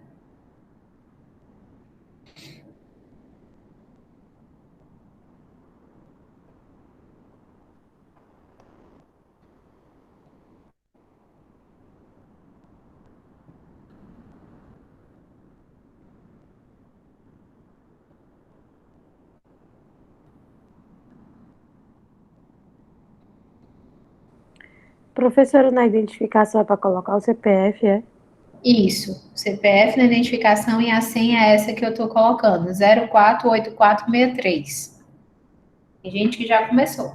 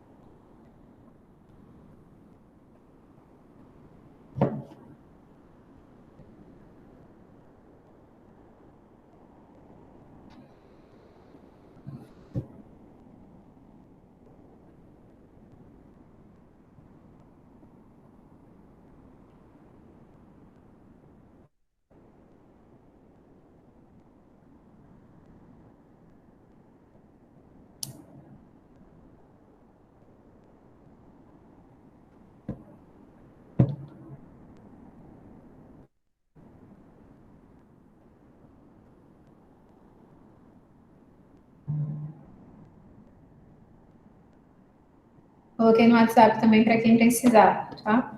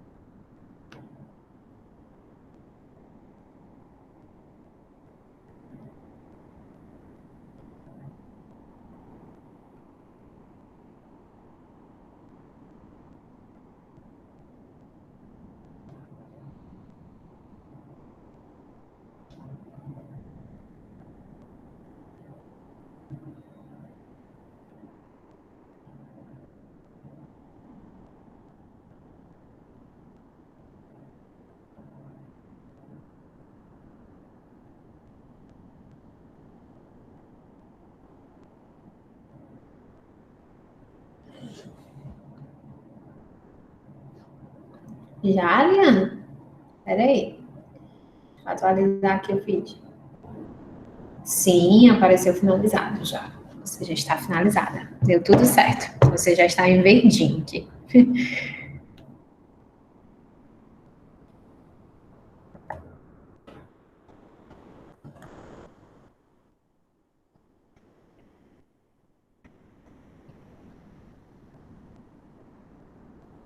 A Gabi não vai vir. Cadê o Anderson, senhor?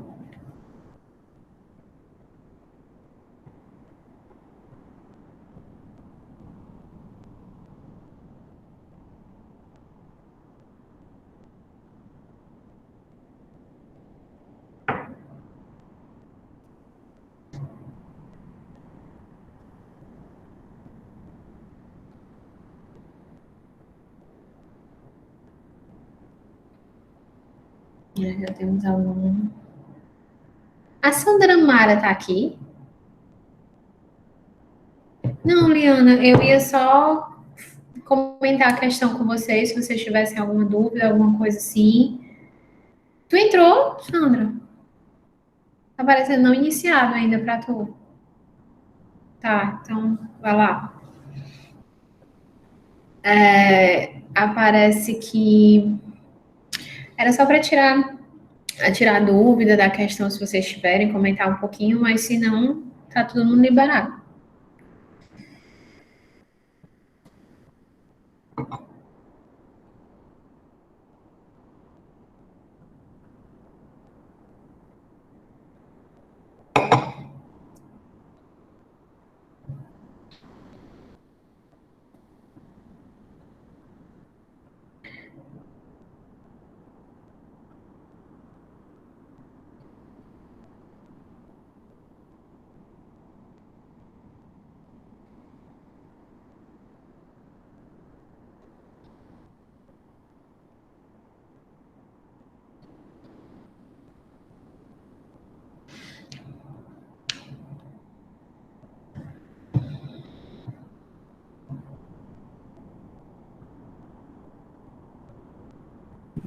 O professor apareceu aí que já terminou, eu terminei, pode sair ou a senhora vai falar mais alguma coisa?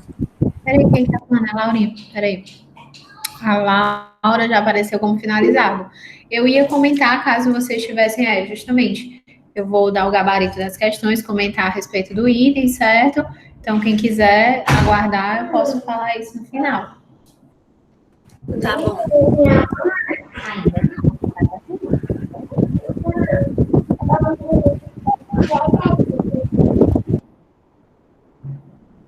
Professor.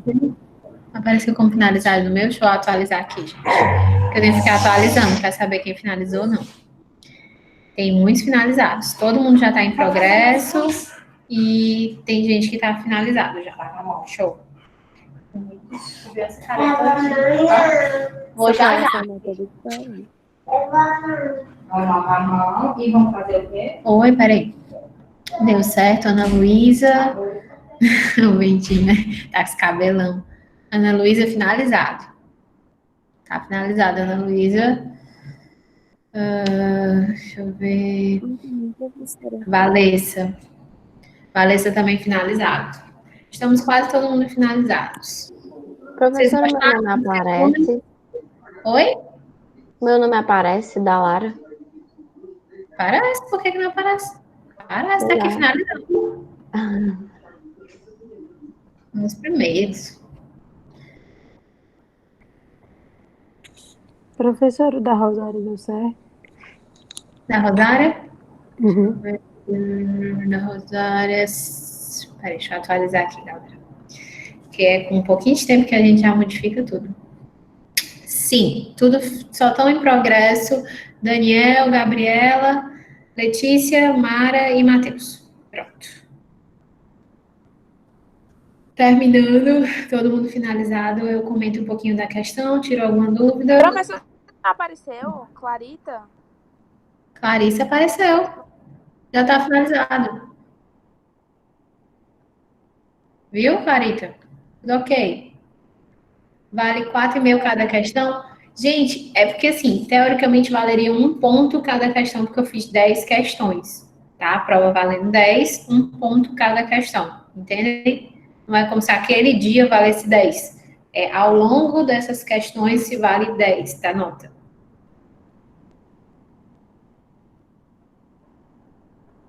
Entendeu, Anderson? E assim, agora eles reformularam que é até 0,9, então tá valendo 0,666, né? Por aí.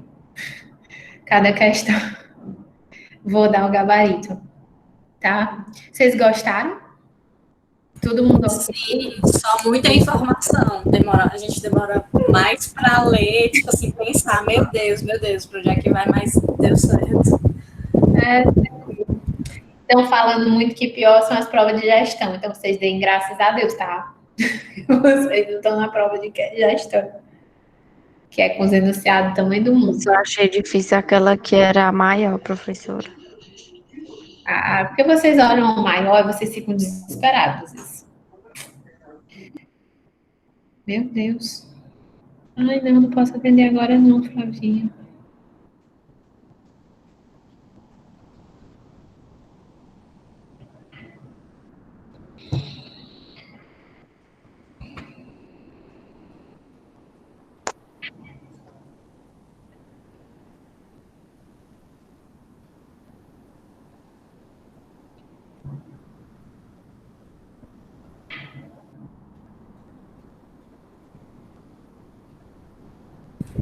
Professora, a gente envia o resumo da mesma forma, né? Continua. Da mesma forma. É um método que eu tenho para estimular vocês também, além das questões a estudarem, né? Então, o de exodontia, eu não sei se ela colocou, eu espero na plataforma, porque é para ela direcionar, né? Mas se ela não tiver colocado, eu coloco também para vocês adicionarem. Não, tem lá na plataforma, mas ela pediu que a gente enviasse por e-mail, até a data limite tem lá na plataforma. Até a próxima quarta. Não tem acesso à plataforma, né, para ela ter, mas tudo bem. Ela não tem, aí tem que falar com a formação ainda, aí às vezes é chato. Então, eu mandei pro e-mail dela, o resumo.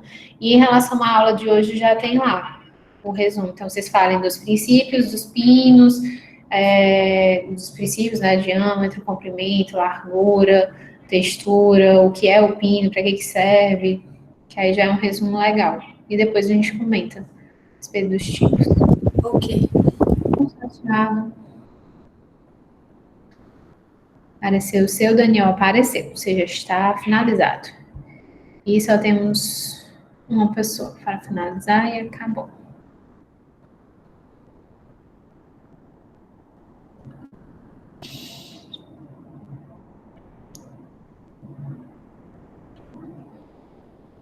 Deixa eu pegar logo as questões aqui de vocês.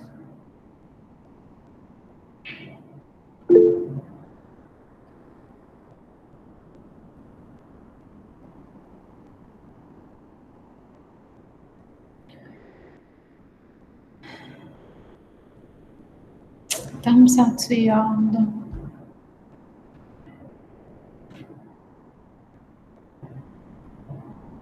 Nunca tinha acontecido.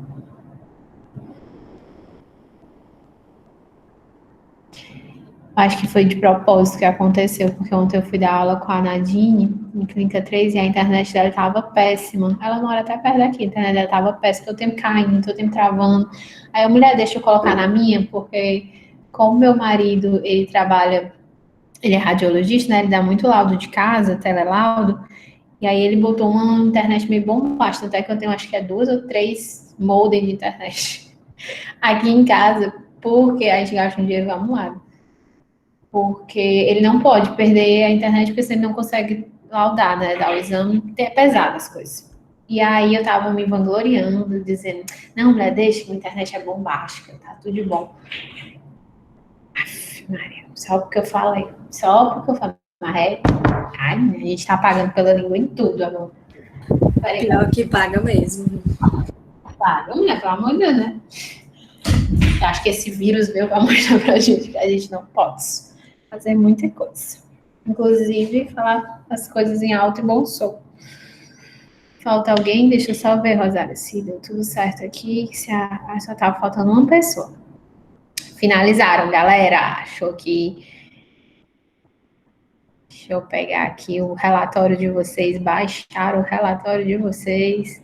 Minha chiquerosidade, eu acompanho um momento virtual. Quero saber a nota, quando é que eu recebo. Porque eles que também fazem a nota, eu tô achando o máximo isso. Tipo, a gente já recebe a notinha de vocês, achei bem... Vale, então, vamos... legal. né? Então, gente, vocês, não sei se era a primeira questão ou não, porque ia variar, né, em relação a posicionamento e aos itens. Então, eu vou comentar com vocês a questão. A primeira questão que eu coloquei foi sobre, nos casos onde nos deparamos com preparos curtos, podemos lançar meios adicionais para conseguir uma melhor retenção. Pelo amor de Deus, o que é que a gente faz? A gente normalmente utiliza sucas e canaletas axiais para melhorar a retenção desses dentes curtos e uma cirurgia, um aumento de coroa para expor mais término, ter mais preparo, ou até mesmo extrusão ortodôntica, mas não tinha na questão. Então, o item correto são sucos e canaletas axiais, não é na oclusal, é na axial, né, para evitar, e cirurgia periodontal, tá? Era C, só que eu não posso dizer C, Thaís, porque tem gente que esse item era no A, era no B, era no E, então há essa troca de inversão. Então, não posso. Eu descobri ontem na Reab, eu dei o gabarito só BCA. Aí o pessoal disse, Bruno, tá diferente, não sei o quê. Aí eu me toquei realmente que a gente tinha colocado para ser alternado, então eu tô falando. No meu gabarito era item C, certo? Mas o item correto. Sulcos e canaletas axiais e cirurgia periodontal. Todo mundo ok? Segunda questão. Considerando os princípios biológicos e mecânicos dos preparos dentários, o que é que a gente tem? A gente tinha 4 afirmações. Primeira afirmação, os dentes devem ser desvitalizados quando indicados para prótese fixa, pois o calor e o trauma mecânico gerados durante o preparo sempre levam a necrose pulpar. Tá certo ou tá errado, galera? Nem sempre, pelo amor de Deus, só se você for um bruto, né, que vai sempre fazer isso. Não, às vezes depende muito da condição do remanescente e tudo, mas vocês não são justamente Estados Unidos. Eles fazem. Muito bem, Átila. Mas isso daí nem sempre então tá incorreto, tá? Eles não levam a necrose, não. A grande maioria das vezes não leva a necrose pulpar. As paredes axiais, mesial e distal de um preparo dental devem apresentar uma ligeira convergência no sentido oclusal para aumentar a retenção da prótese e facilitar a cimentação. Sim, está correto. Ele tem que ter uma leve convergência. As paredes normalmente não são paralelas, só em dentes curtos que a gente coloca dentro a parede paralela, senão a gente converge um pouquinho como regra básica para melhorar a cimentação e a retenção da prótese. Então, o item 2 está correto. Quanto maior for a largura e a altura do preparo dental, maior será a sua retenção, pois nesse caso teremos uma maior área de contato com a restauração. Sim, quanto maior a altura, maior a largura, maior a retenção do teu preparo, certo? Então, também está correto. A presença de sobrecontorno, tá todo mundo ok? Travou de novo, não, né? Não, tá tudo ok. Tô traumatizada. A presença de sobrecontorno na coroa metalocerâmica é necessária na medida em que permite uma maior resistência da prótese devido ao aumento da espessura de cerâmica na região cervical, que é aquela coisa da rigidez estrutural. De jeito nenhum. Você nunca vai fazer sobrecontorno do preparo. O preparo tá aqui, tu vai jogar a tua prótese para cima do preparo. Ele tem que vir rente ao teu preparo. Lembra? Integridade marginal rente ao término do preparo. Então, você nunca faz um sobrecontorno em relação ao término do preparo. Então, está errada. Certo? Então, o item correto na segunda questão é o item 2 e 3, que na minha era C, mas é o item 2 e 3. Todo mundo ok? Ainda bem que na sua cabeça estava errada. Átila, porque estava errada. Ok, prof. Tá certo? Então, gente, é isso. Liberar vocês por aqui. 2 e 3. Muito bem. Então, a Rosária, por mais que teve dificuldade, estava com medo, deu certo, né, Rosária? As questões não são esses bafafás todos, né? A gente está colocando mais para um treinamento de vocês. Isso aí era questão de prova de vocês, tá? Essa era a questão da prova da MP2. Então, sendo bem sincera com vocês, essas eram as questões, tá certo?